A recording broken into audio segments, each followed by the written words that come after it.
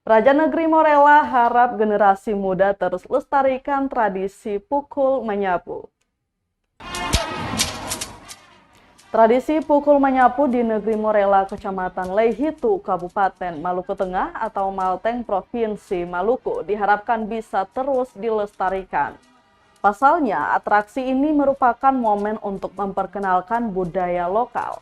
Dalam pelaksanaannya juga telah merawat silaturahmi antara generasi muda dengan generasi penerus. Demikian disampaikan Raja atau Upu Negeri Morella, Fadil Sialana saat memberikan sambutan dalam acara atraksi pukul menyapu di arena atraksi, tepatnya pada bagian belakang Masjid Al-Mutakin Morella. Harapannya bagi generasi muda dapat terus mendapatkan ini dengan identitasnya.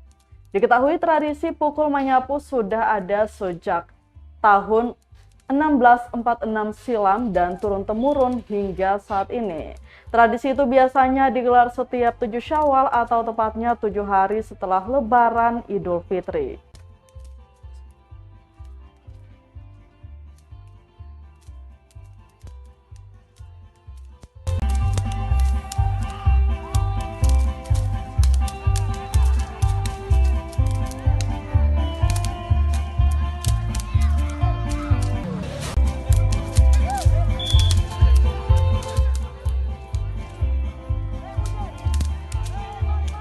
Terima kasih sudah nonton.